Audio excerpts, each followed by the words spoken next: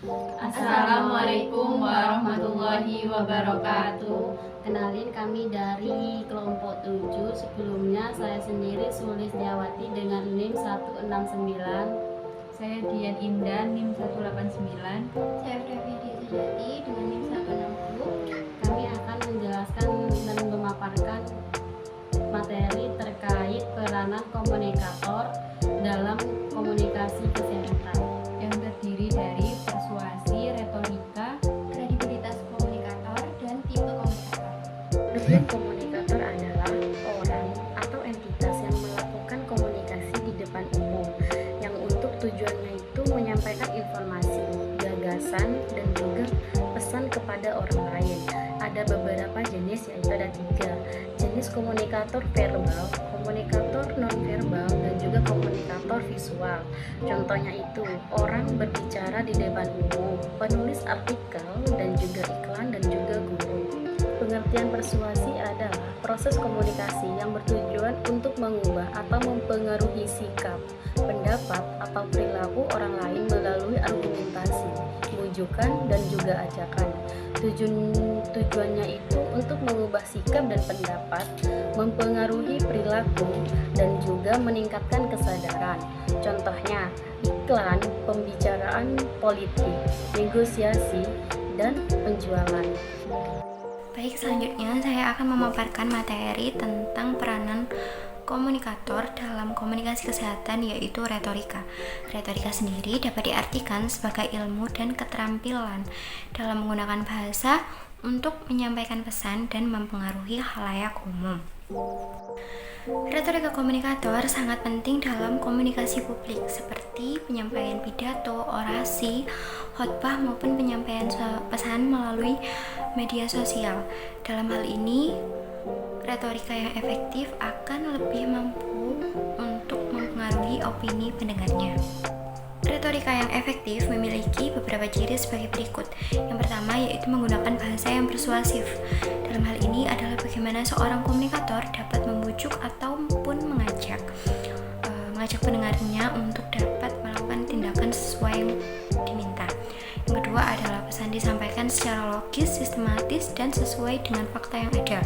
Kemudian yang ketiga adalah bagaimana menyampaikan pesan yang dapat menyentuh hati pendengarnya. Kemudian yang keempat, fakta yang disampaikan haruslah terverifikasi kebenarannya. Yang terakhir ataupun yang kelima yaitu fakta memiliki sumber yang dapat dilihat oleh seorang pendengarnya. Seperti yang telah dijelaskan di awal, bahwa retorika yang baik ataupun retorika yang efektif dapat mempengaruhi opini pendengarnya.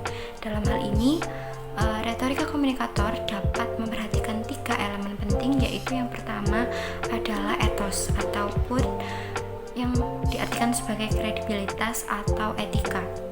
Dalam hal ini adalah mereka yang memiliki sikap atau sifat yang jujur, kemudian berintegritas, dan tahu atau paham apa yang sedang mereka bicarakan atau yang mereka sampaikan. Kemudian yang kedua adalah patos ataupun kemampuan mengontrol emosi, empati, dan persuasi. Dalam hal ini juga seorang komunikator harus dapat memahami emosi audiens mereka. Kemudian yang terakhir juga adalah logos, yaitu dapat membuktikan argumentasi secara logis dan nyata kepada pendengarnya. Selanjutnya saya akan memaparkan materi tentang kredibilitas komunikator. Kredibilitas komunikator sendiri dapat diartikan sebagai tingkat kepercayaan yang diberikan oleh pendengar kepada komunikator atau pembicara. Ada 4 hal yang mempengaruhi hal ini. Yang pertama yaitu keahlian. Komunikator yang dianggap memiliki pengetahuan, pengalaman, dan menguasai skill. Kemudian yang kedua ialah karakter yang meliputi pikiran yang baik, akhlak yang baik, dan memiliki maksud dan tujuan yang baik. Kemudian yang ketiga ialah daya tarik, tidak berupa daya tarik secara visual namun juga dari sisi psikologis pembicara. Kemudian yang terakhir atau yang keempat adalah kemampuan komunikasi nonverbal. Gerak tubuh dan intonasi suara dapat juga mempengaruhi pendengar dalam menilai seberapa besar bahwa seorang pembicara tersebut dapat mempertanggungjawabkan apa yang telah disampaikannya. Kredibilitas komunikator sangat penting untuk membuat komunikasi berjalan lebih efektif. Ketika seorang komunikator tidak memiliki kredibilitas, maka pesan yang disampaikan akan sulit untuk tersampaikan kepada pendengar ataupun audiens. Jadi di sini saya akan menjelaskan tentang tipe komunikator di dalam komunikasi kesehatan. Yang pertama ada komunikator klinis. Komunikator klinis adalah tenaga kesehatan yang berinteraksi langsung dengan pasien seperti dokter, perawat, dan ahli terapi. Nah, mereka ini harus memiliki kemampuan yang efektif untuk memahami kebutuhan pasiennya. Dan juga mereka itu menjelaskan diagnosis dan pengobatan serta memberikan dukungan emosional. Yang kedua ada komunikator edukatif. Nah, komunikator edukatif ini adalah tenaga kesehatan yang berfokus pada pendidikan kesehatan seperti ahli gizi, ahli kebugaran, dan pendidik kesehatan. Nah, mereka ini harus memiliki kemampuan komunikasi yang efektif untuk menyampaikan informasi kesehatan yang akurat kepada masyarakat. Yang ketiga ada komunikasi promosi. Nah, komunikator promosi ini adalah tenaga kesehatan yang berfokus pada promosi kesehatan seperti petugas promosi kesehatan, ahli komunikasi kesehatan. Jadi mereka itu harus memiliki kemampuan komunikasi yang efektif untuk menyampaikan pesan kesehatan yang positif dan menginspirasi masyarakat untuk melakukan pola hidup sehat.